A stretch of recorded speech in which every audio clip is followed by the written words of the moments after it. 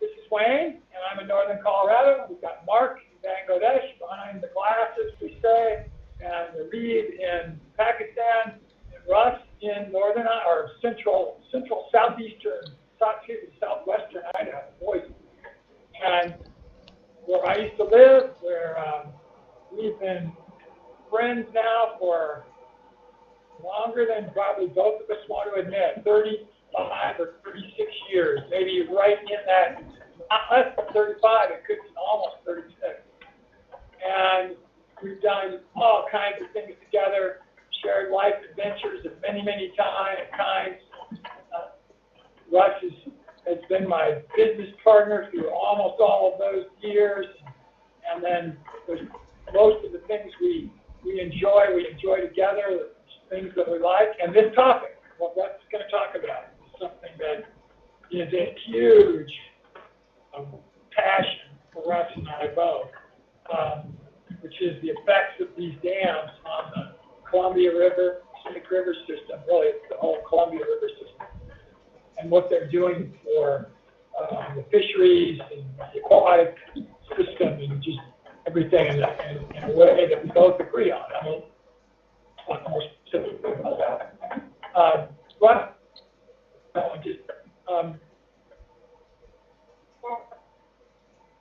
he talked about this topic.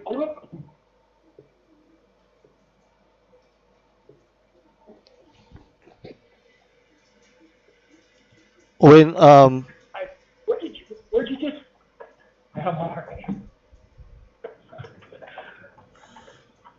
Mark, what is? Oh, okay, we were not hearing you for a second. Yeah, go ahead.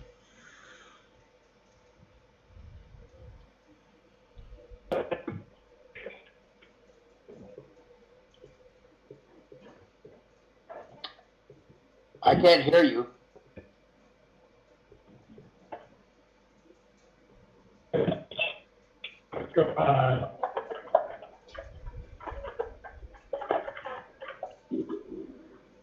Now? Yes, I can hear you now. All right. We are in a little bit of a rainstorm here, and I was using a car speaker, but I've switched to my speaker on the phone.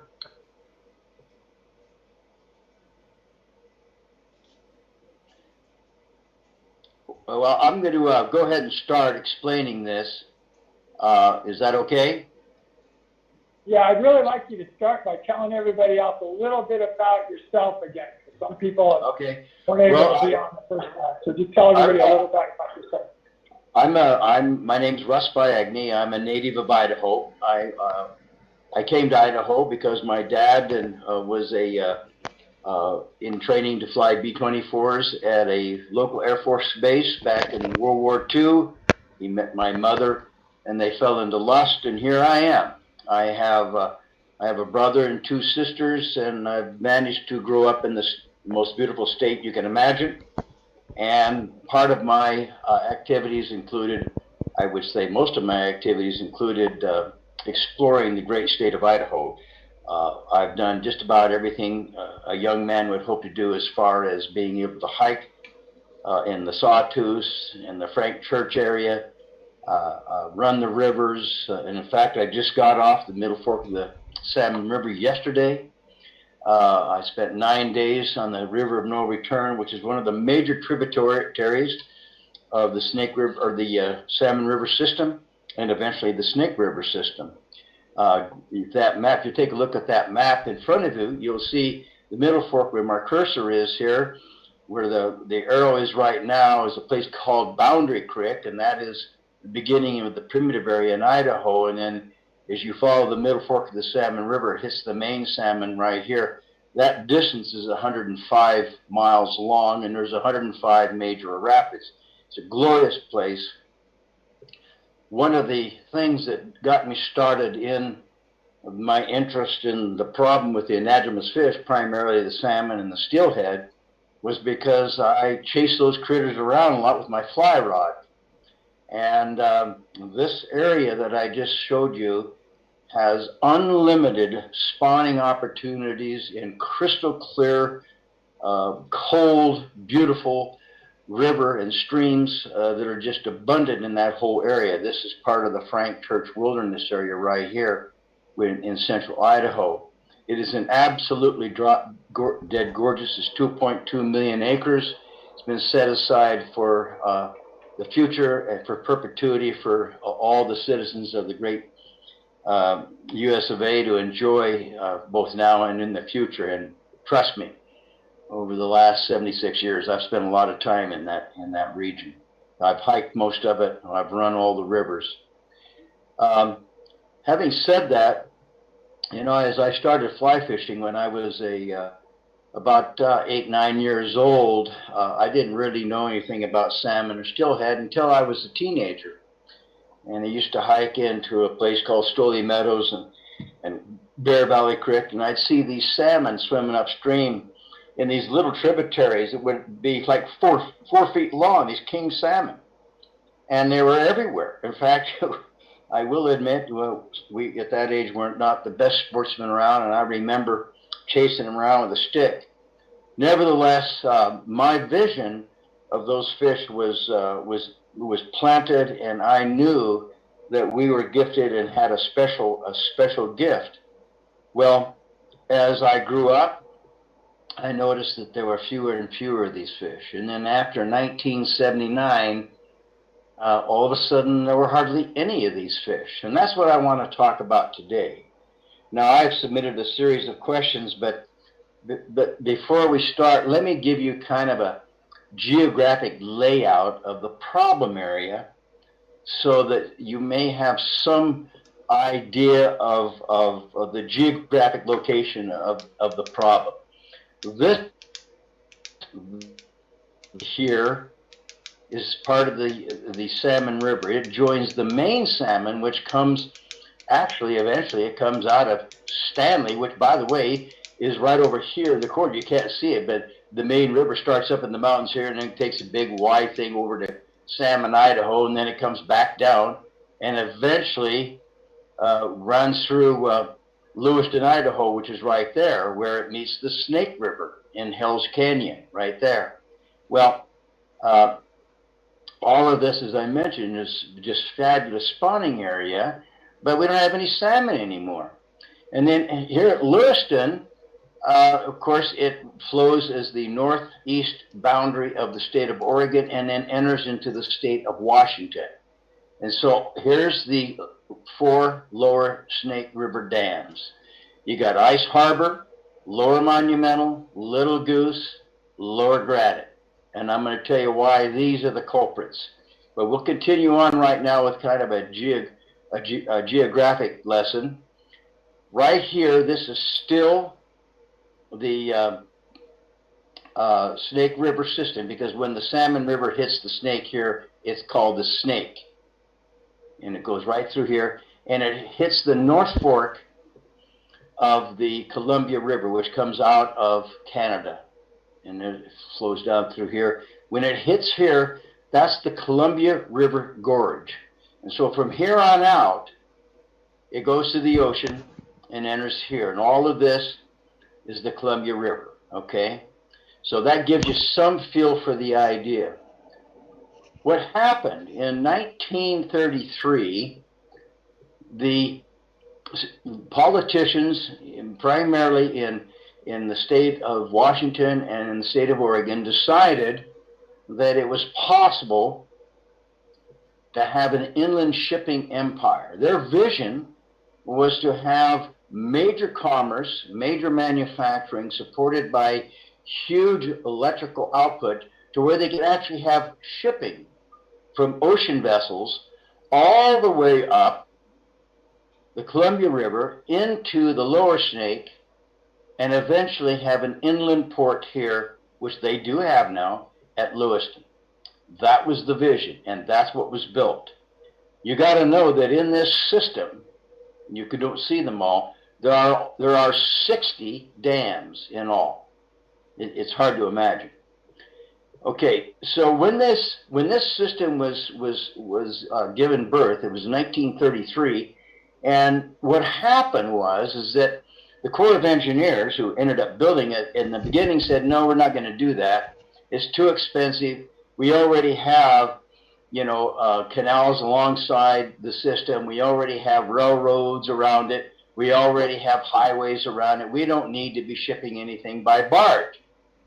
Well, long story short, the politicians in the Washington and Oregon industry got it passed. And in fact, had it not been for Eisenhower, this system, the 4 lower Snake River dams, would have been built, way before they were. As it turns out, they weren't started until 1961.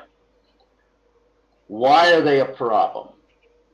Well, you got to imagine that this system has all of these different dams, and they have locks for ocean-going vehicles. And of course, you know what a lock is. It raises the water level so that a ship can go upstream, is what they do. And they have the ability to bring in these huge barges to this location. And in this location and all along in here, you have several facilities that manufacture toilet paper. So what do they need? They need wood chips. Well, guess where that comes from? That comes from the forests in this region. So they ship wood chips upstream, and then they make toilet paper, and then they truck it south, primarily to California. What do they put in the empty barges going downstream? Well, over here in eastern Montana, eastern Wyoming, and the panhandle of Idaho, you have a lot of wheat farmers. And the wheat farmers get a subsidized shipping, and they load they truck their wheat to Lewiston and to Potlatch, and they load their barges, which then of course go on back downstream. So now why does that hurt the fish? Well, the story is unbelievable, actually. What happens when they finally finished Lower Monumental? I mentioned to you, that was the last one finished in 1975. The salmon and steelhead all but disappeared overnight. To give you an example of that, right in over here, you can't see it. I mentioned that I was just there this last week. There's a place called Stanley, Redfish Lake. There were so many sockeye that used to migrate up this system that if you looked into the lake during the spawning season, the lake was red because, as you know, the sockeye goes through a metamorphic process and it changes its color. And the body goes from a bright silver to a bright red with a green head. There were so many, hundreds of thousands of fish that actually made the lake look red. They're gone. There are no more. So if that doesn't break your heart, I don't know what to say. In the meantime, this system was touted to be the great opportunity for the inland shipping empire because guess what? They had all this extra power and there was going to be other great developments. Well, if you remember correctly, up here in Spokane and in the surrounding areas, you have some huge aluminum manufacturing facilities like Kaiser Aluminum and so forth. Well, you may know this. If you don't, just as an FYI, they no longer exist. Well, why? Because all of our aluminum manufacturing in the country has been shipped overseas. So this great influx of business and this great influx of industry never happened. So what are they doing with this power? Well, if you ask that question, that's an excellent question because this system is so overbuilt. And I'm going to say something that many of you are going to probably want to have questions with.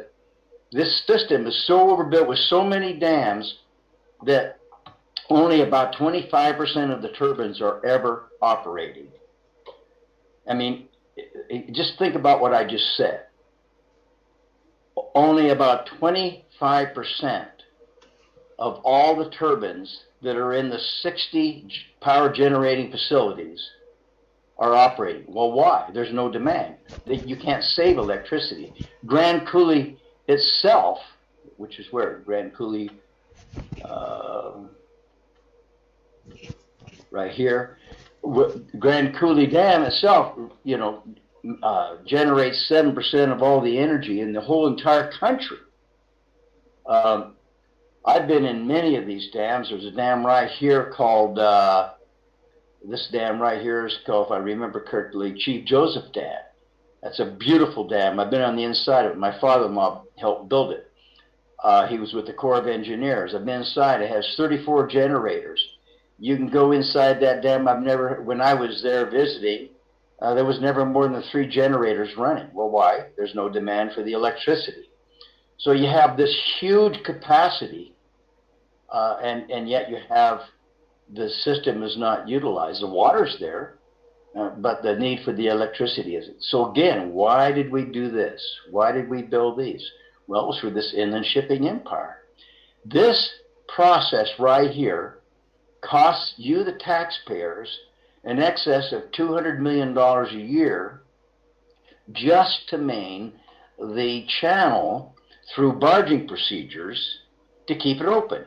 You can imagine when you come out of the high country up here, 10, 11,000 feet, 12,000 feet, and you drain all of this system, there's a lot of silt, a lot of sand that gets to be trapped, and it ends up in these reservoirs, 140 continuous miles of reservoir behind these dams.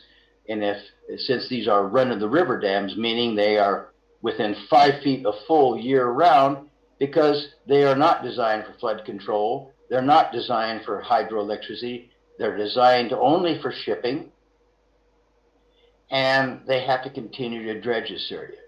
So if you add up all the sales of all the grain that comes from this region and this region, that goes by truck way longer than 140 miles, it gets loaded into the barges at this location and this location, and it represents a little over 4% of all the grain that ends up getting shipped through this right here. But the cost to keep this open because of barging or for dredging exceeds the amount of revenue that the shipping generates and all the electricity that is sold, which is less than 2% of the entire grid. In fact, they never really use much more than 0.25%. You will have discussion though and say, oh, they represent up to 6%. Well, that's their capacity. They could do that, but they don't have a demand, so they never use much more than 2%. So at the end of the day, you, the taxpayers and the lovers of nature, you get to spend $200,000 more money than the entire system generates in revenue annually, and that's been going on since it was finished in 1975. I'm going to get to the reason here in a minute why that kills this fish. I want to give you a little history first. This idea was started in 1933. It got funded in the 50s. Eisenhower put a freeze on all projects. It didn't go under construction with what president? You won't believe this. John F. Kennedy.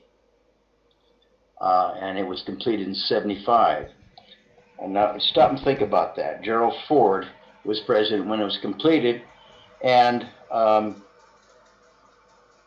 when was the EPA started? 1970. So you have Democrats, you have Republicans, you have far-reaching ideas that never materialized, and yet the standards of the EPA were not enforced, and we allowed this entire fishery to all but disappear.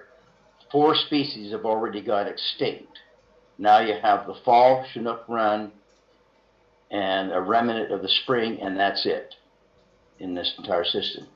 If you go up into Canada, what's interesting about that is that up here, there was, let's see, up here where Grand Coulee is, the Canadian government allowed them to cut off their entire run because there's no fish landers on Grand Coulee Dam. So all this region up in Canada has no fish for that reason.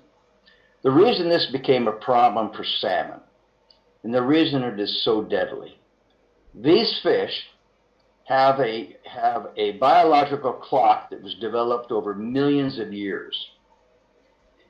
They come up here, they come out of streams. The sockeye, for example, would hatch in the river, and then they would migrate up to a lake, like in this case Stanley Lake or another lake, and they would stay there for 2 years. The fry of the Chinook would do the same. And during the spring, then those little fry would head downstream. And the flood, which is quite large, I mean, this system might run, 80,000 CFS. This system will run 120,000 CFS. So there's an awful lot of water that's flushed out of here during certain springs of certain years. And guess what happens? All of those fish historically were flushed down into the system. And this was open, this was all river. And of course, then they would go through and you get to the ocean. That would happen in a very, very short period of time. Between 14 and 28 days, it would take Mother Nature to flush its babies on downstream to the ocean. All of a sudden, we build these. No fish had ever encountered 140 continuous miles of reservoir. Well, what happens to a little fish? It's a little 2-inch fish, 4-inch fish, depending upon the species, and suddenly it's in a system that has no current. And then the system that it's in also has a much higher water temperature because it doesn't have flow. And that water temperature breeds what? Disease. It also breeds predator fish like suckers and squawfish and walleye and other types of warm water fish. Then it gets to go through one of its spillways. So then what does it do? It gets oxygen in its gills. Its eyes start to pop out, so now it gets to wander around after it goes through 1 or 2 of these, and it's kind of on the surface. So in the meantime, since the Corps or the Inland Shipping Empire is dredging the system, they take all the dredging and they put it up make great big sandbars in the river, or now the reservoir, and there's a little bird called the American tern. Now the American tern normally doesn't have a safe habitat.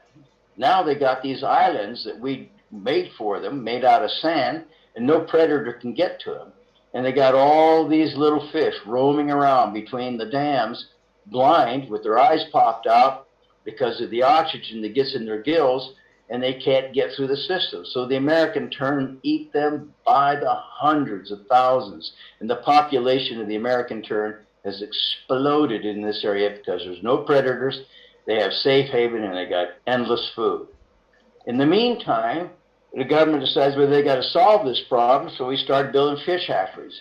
We got some huge fish hatcheries on the system here. Dworshak Reservoir would be right in here.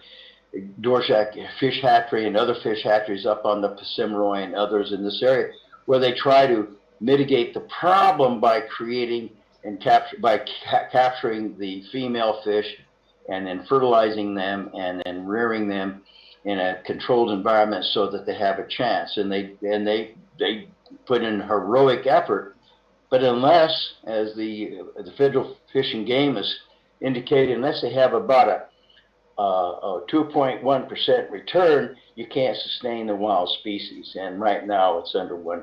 So that tells you what's happened to the native salmon. There's less than 80% of the fish in the system that are left only because of the hatcheries. All come from hatcheries. There's very few wild fish in the system anymore. The other problem that occurs is that you have this pushback when the environmentalists come out and they give this information and they say, look, we're killing off these fish and we need to do something about it because we're not being very good stewards. And the pushback is amazing because immediately the public will say, well, we're going to lose all of our power. They don't bother to understand that the Bureau of Reclamation will show you can go to maps online, every dam there is, like Bluefin, and you can find out exactly how many kilowatt hours are generated by each dam when, and you can also see the capacity. You can find out the numbers yourself and you'll be appalled of how much energy we could generate and how much energy we do generate. And then you take a look at the question of irrigation. Well, we'll lose our irrigation. Well, here's a news flash. Extend the pipes. There's only 35,000 of this is very arid, not very hospitable land right in here. This is very desert. There are only 35,000 acres of cultivated land in this area. And the water rights, as you know, come from the river. They don't come from the reservoir. Extend the pipe. That problem can be solved in a heartbeat. So that's not an issue. But you would never know that when you hear from the pushback. I have been a member of the group of people that have tried to get the public to understand that we need to breach these dams, make it into a flowing river again for the sake of the salmon and the anadromous fish, species like the steelhead and so forth. But politically, it's a hot football. Now, have given you kind of a real fast overview of what's causing the death and demise. I'll say two other things, and then I'd like to have you ask some questions, Wayne, because I'm sure I forgot a couple of things. But if you take a look at this map, you know, up here it said that the orca controversy over about the lower Snake River dams. What has that got to do with killer whales? Well, you see, when you kill everything here that the killer whales eat there, guess what? They die because these are dead. So now orca is fighting for its life because there's not enough food. I mean, isn't Mother Nature amazing how she thought all this out? And we want to somehow think we can come in here and control it. Well, yeah, ain't working, folks. We're going to end up killing ourselves with that kind of thinking, but that's a different topic. So anyway, I'd like to bring out or have anybody ask any questions because there's a lot of information, and I'm certainly that my ramblings possibly didn't touch on the things that might be of interest to any of our audience. Wayne?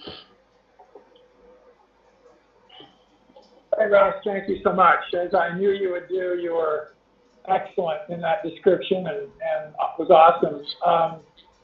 So, Russ, and this is one of those questions that you, I know, have thought a lot about. So let's say we were to breach the dams. How do we know those salmon would come back? Oh, that's an excellent question. Thanks for asking that one. You know, that's been one of the main controversial points because you have a lot of farmers up in here, wheat farmers and so forth, that they say, oh, you know, you're going to cost us more money for shipping. And just as a sidebar, before I answer your question, my question to the wheat growers of Idaho is, well, what about the other 96% of the wheat farmers in the regions who don't get to have subsidized shipping? I bet they're not too happy, but that's a different question. So anyway, this has been studied by the National Fisheries and by NOAA, you know, the National Oceanic and Atmospheric Administration. They also did a study on PATH, which was done in 1990. That was for PATH is P-A-T-H, Plan for Analyzing and Testing Hypothesis, which was put together in the Clinton administration in 1990 to answer that question. And unilaterally, the scientific communities of both of those organizations, and by the way, NOAA is huge, and the scientific reservoir we have there of major intellect and studies is ongoing. They've also worked with the Cousteau Foundation, came out and they said undeniably 100% these dams are, if they are removed, we get our salmon back here, which end up there, which gets everybody happy. 100%. So this is the scientific community that has established those the path to success. And I know it's a theory, but they understand how the heart of these fish and how hard they fight to stay alive. It's amazing to me. I mentioned to you, I was on the Middle Fork of the Salmon River all last week, 9 days in heaven. There's a little place here called Dagger Falls. It's on the headwaters of the Middle Fork of the Salmon River. It's one of the tributaries. It's out of a little stream called Bear Valley Creek. and it goes over some waterfalls. I took a bunch of neophytes down there, young people that hadn't seen it, don't know anything about it, and I says, I'm going to show you a wild Chinook salmon jumping over the falls. And I took him down there, and I did. It was amazing for me. It just made my heart stop that I could see, even after all this time, a handful of salmon still trying to make it over the last hurdle so that they could go up in the Mandarin stream beds of Bear Valley Creek and spawn. It was amazing. And I think I opened some people's eyes, because just about everybody I meet has no idea the life cycle of the fish and how hard it fights to spawn 980 miles away from its normal habitat in Mother Ocean. Is there another question? Before I ask, I've got several others. Is there any, Mark and or Reeve, are there questions from the audience that we might just throw in at this point? Yeah, bring it on. No, there are not questions, but Alicia is sharing some really informational websites or URL links. So I think everyone can see that. This is for like wildsalmon.org, sierraclub.org, and americanrivers.org. So there is no question here, just some information. Well, there's on another side of the issue. During that study of PATH that was funded by the Clinton administration in 1990, excuse me. The question of not only how do we know the salmon will come back, because this is, to make these fish friendly, it's a couple $1 billion. It's no small picnic. But they already showed that just the savings in the dredging alone and in the remediation costs to replace the salmon through fish hatcheries, it would pay for itself in less than 10 years. So in other words, by just taking these out, the savings alone would pay for the process. What's interesting about it is that PATH also discovered that the increase of jobs throughout the system just in the fishing industry throughout all this region, 1,000 miles,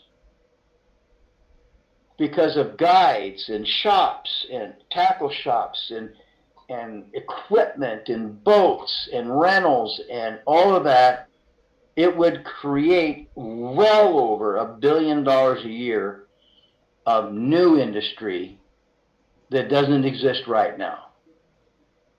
And we don't give up industry. Keep in mind, there are 2 freeways, 2 railroad lines, one on each side of the river, that can truck all the wood chips in the world so we can continue to make toilet paper here.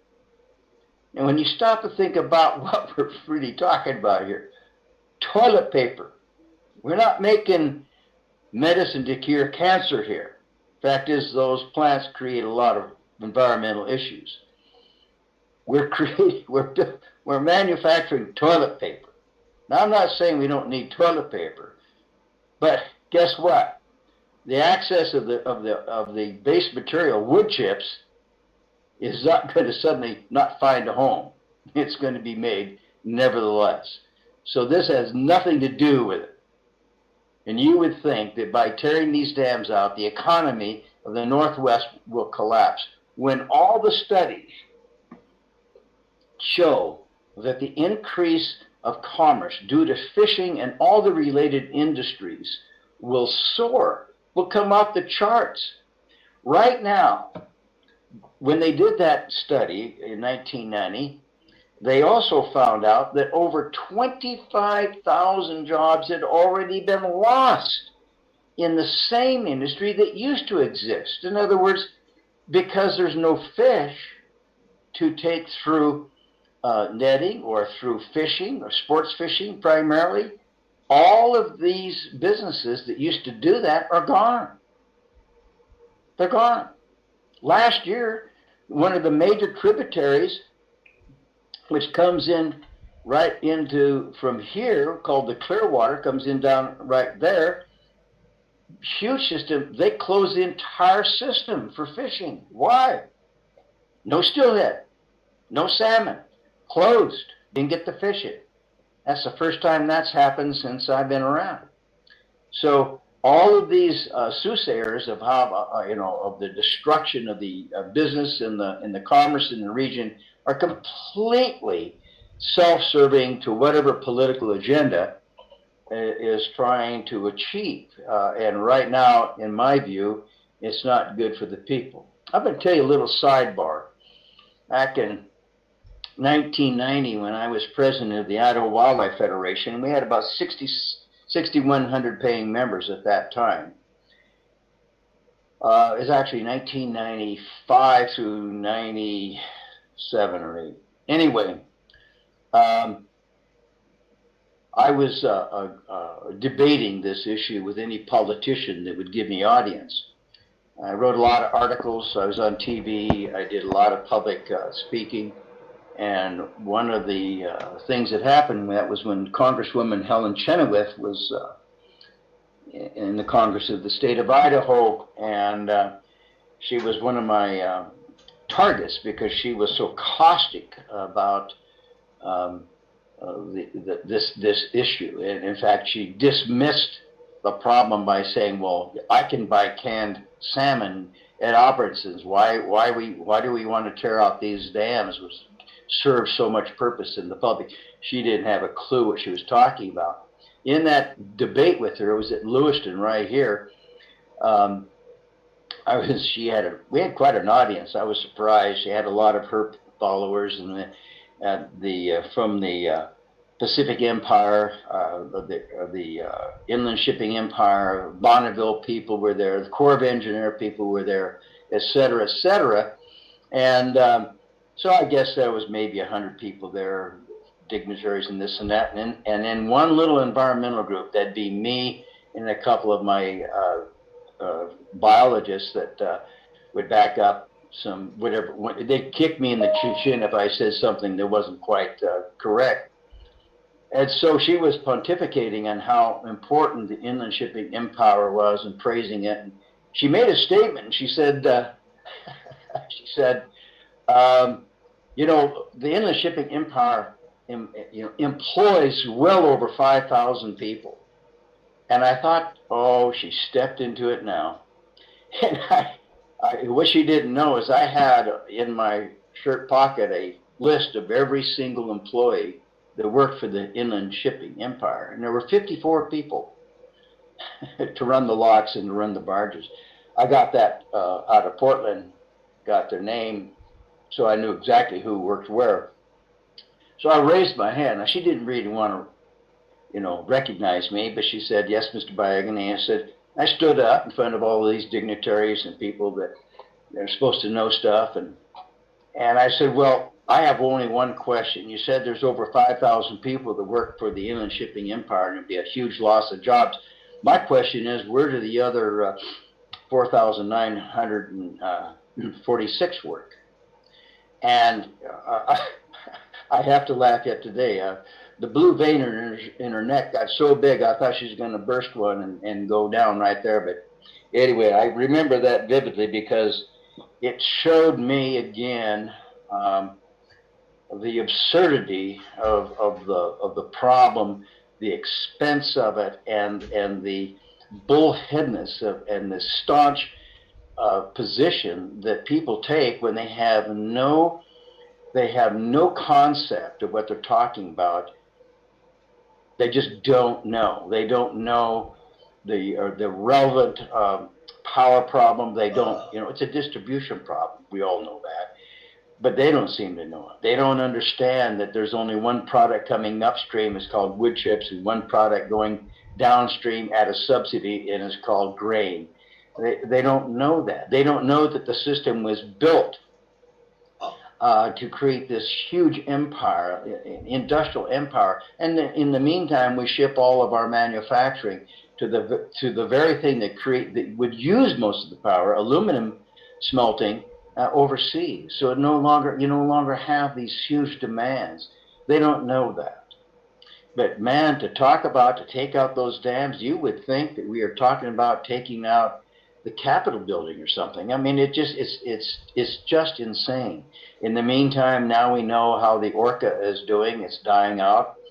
If we don't solve this problem, the West Coast orca will probably disappear within the next 10 years at the current rate of its demise. We already know the sockeye gone. The remnant Chinook hanging on by a thread, they may or may not make it. The steelhead, I fish for them every year. I'm thinking a couple more years. I caught 52 steelhead last year. I didn't kill any. And I all had a fly rod, and one was a native. So that tells me volumes about what's going on with this question. I'm just going to stop you for just a second, just because I told you we're in this little rainstorm. Well, it looks like it's going to get just ugly here in just a minute, which means in this vehicle that I'm in, you won't hear me talk because the rain hitting the vehicle is going to be so loud. I want to ask a couple more questions, and then I'm going to drive on to where I might be out of range for just a little bit. Mark and Reed, you guys keep looking for questions from the audience. But I have two of them for you, Russ, and then you just continue on. You're doing amazing. One, what about irrigation? You haven't mentioned that at all. Irrigation? No, don't stop. I got two questions. So that's one. How are we going to deal with irrigation needs if the dams are not there? And then the second one is, if you took all the dams out in the Snake River system and you left the ones downstream in the Columbia system, is there going to be enough positive impact on the fisheries side, on the salmon, that it'll make some good?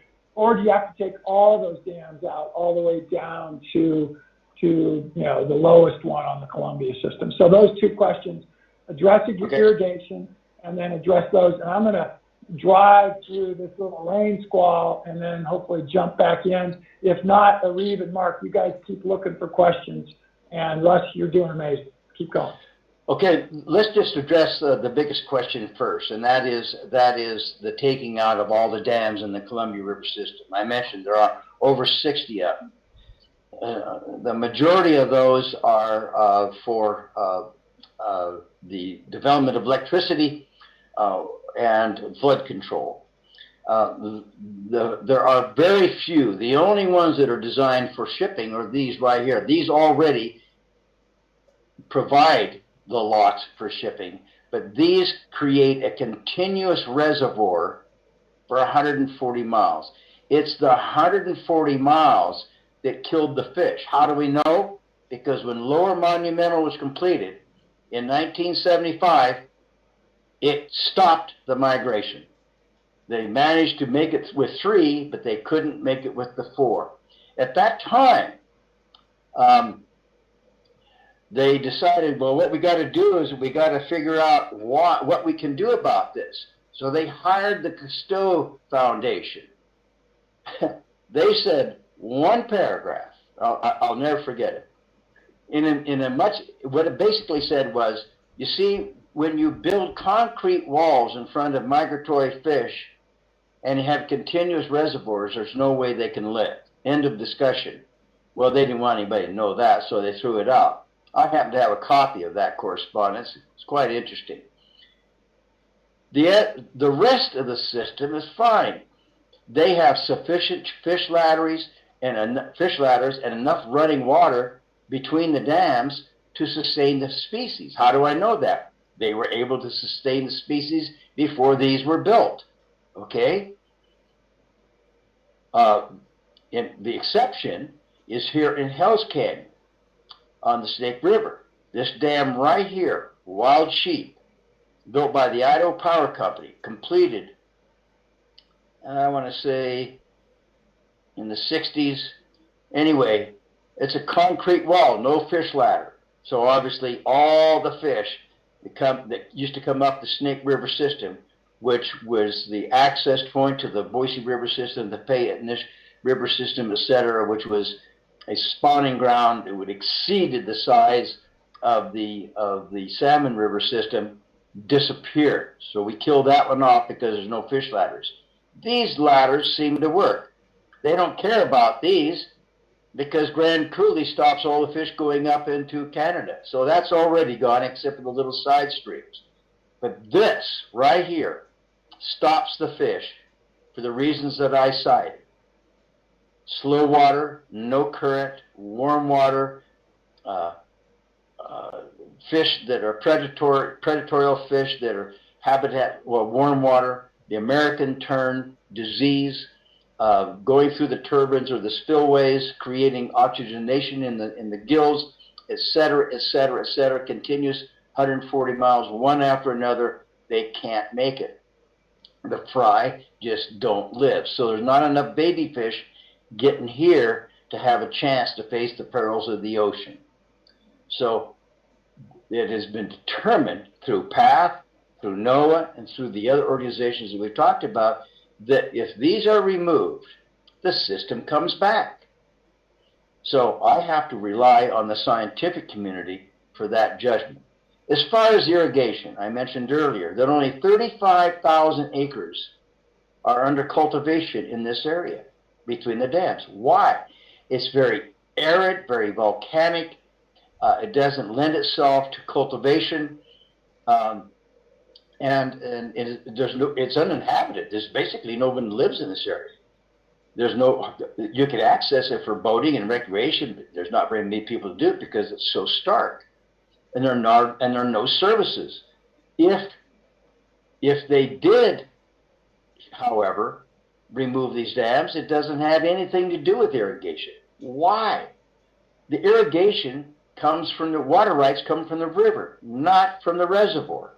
So the irrigators, anybody that has water rights to irrigate along the banks of the river, they either have the water rights or they don't. So the water is there. Most of the irrigation dams are in the higher regions. In other words, they store vast amounts of water. But these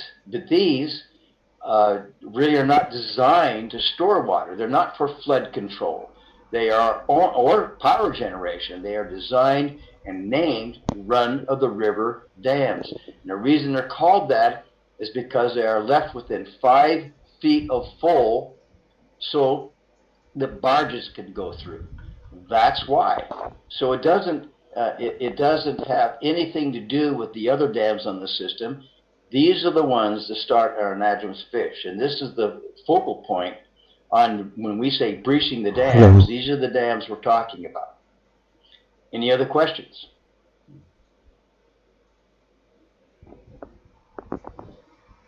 Russ, this is Wayne. I'm going to go into that bad spot here in just a little bit, but again, great job. Just so everybody knows, because you talked about it, the wheat that does come out of there, it's not going to be affected at all because it's in an area where they get 50 foot of rainfall a year and the soils are 20 foot thick. It's literally Amen. called the Palouse Hills, and they don't do any irrigating in that area. And they've been trucking that wheat to the coast or trucking or by wagon trains, even ahead of that, for as long as we can think of. And most of those farmers would still do it that way. And those farmers are so wealthy that there was a joke that used to be when you lived in that part of the world, which I did, which is that they can't afford to go on marches because they're all off in Hawaii and in Florida on their vacation. Well, sad but true. I hate to laugh, but if you didn't laugh, you'd cry. Yeah. I mean, I know that I went through a lot of information very quickly, and I hope there was some continuity to my explanation. But if you will take time, each one of you that are interested in this topic, and just go to the NOAA site and NOAA.org and just research about the plight of the killer whales, and it'll take you and explain this whole problem to you through the lenses of the ocean problem. And then conversely, if you go to like bluefin.com, you can look at it through the lenses of the sportsmen, people like me who live inland and who have chased the salmon and steelhead around the streams and rivers with fly rods and so forth. So you have a lot of access online now, which of course we didn't have back in the early 90s. Well, the internet wasn't available until after 96, as you know. And so when I was out and about trying to get support and people to understand that what we were doing to ourselves was a very critical point in history, you know, getting information to people that was verifiable, that you could research, et cetera, you know, you just didn't have that ability because those organizations didn't have the communication capacity and abilities that they have today.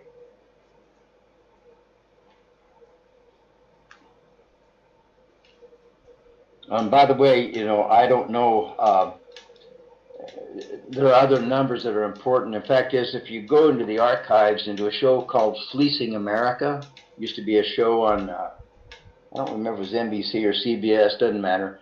Anyway, Fleecing America did a special on this problem that we have covered here for the last 50 minutes, and they basically said many of the same things that I've just completed in saying, and it was called the American Boondoggle, and what was really alarming is that even after shows like that, it was kind of like a 60-minute show. And they would provide footnotes and all kinds of backup information from various scientific groups, including the Cousteau Foundation and NOAA and PATH and the U.S. Fisheries Department and so forth. And they just couldn't get any political, footing to get this thing changed. Today, it's different.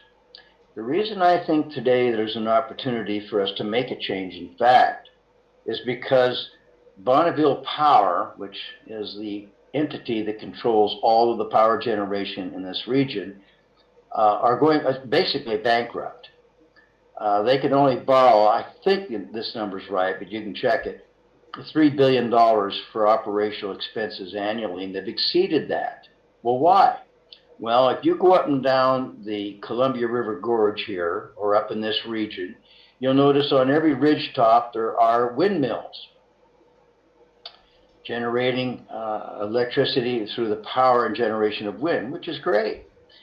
Also out here in the desert, you'll see a lot of solar collectors, solar voltaic systems, which are generating power. Well, as you know, through FERC licensing, these are public utility commissions in both Washington, Oregon, and Idaho, you know, have a set fee that you, the investor in a windmill, can sell your power to the system. So the Bonneville Power Association has to buy power from you, the generator, the guy who owns the windmill, at a set rate, which is higher than the rate that Bonneville Power can sell it for to the consumer. Now think about what I just said. You have a subsidized program, investors in windmills, able to build windmills or solar collectors through subsidy money, special grants from the government, and the persons that have the distribution system, Bonneville Power or Idaho Power, have to buy that power from those investors at a fixed rate, which is higher currently than what Bonneville or Idaho Power can sell it to the consumer. Now, I'm not a whiz kid, but mathematically that don't work very long. Well, it's not working because it's bankrupt Bonneville Power. So you have all kinds of extenuating circumstances that this created. There's no need for more power. There's no need for more irrigation. This does not provide any flood control. This kills your fish. Period. We can change this. We can change the path of history. We can open up this system and we can create a path to the anadromous fish so that this area can produce the millions of fish it used to produce annually, free, little bundles of pure protein running up here to jump in your fishing net free all day long.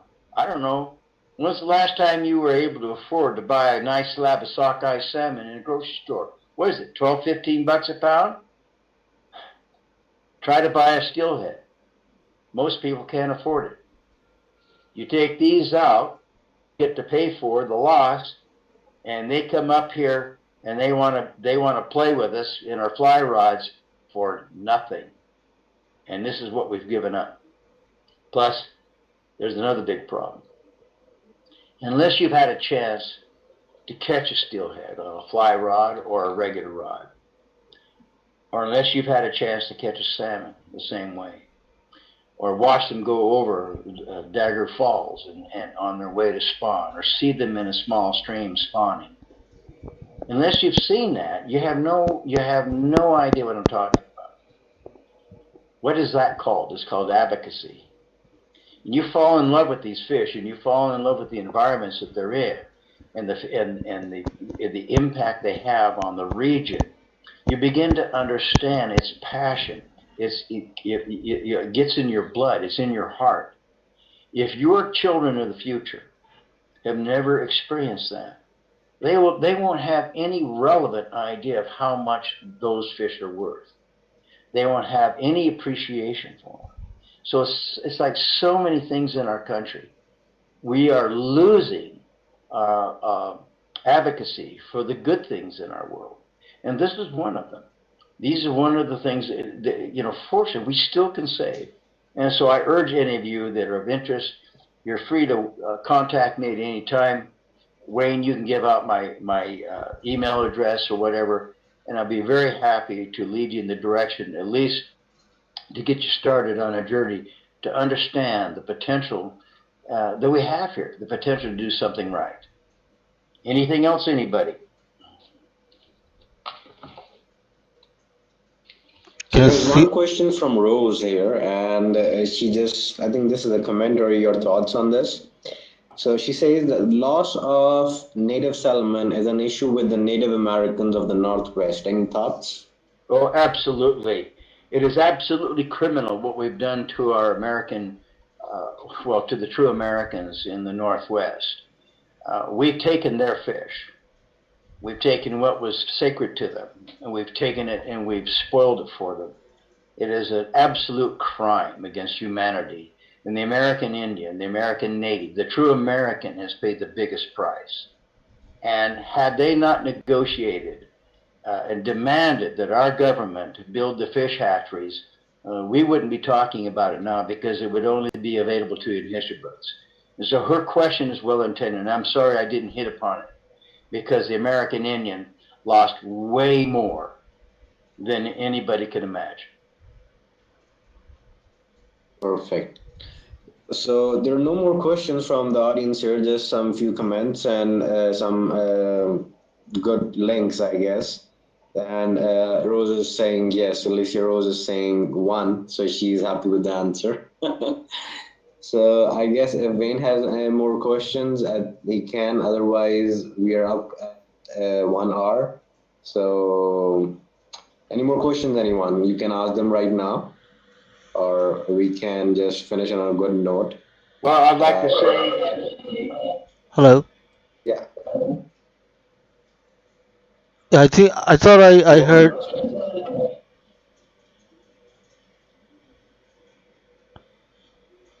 So I heard Wayne in the background. Well, then since I think we're done, I just want to say to the audience, anybody that's listening, again, feel free to contact me, and God bless all of you. Tight lines, as I say on the fishing stream, tight lines. Catch you later. Thanks, everybody. Thank you so much, Russ. It was a really good presentation, or I think we really need to work on this. If something is making a problem, we need to fix this rather than just waiting for it and going to the loss. Yeah. So thank you so much again. Right. Thank you all.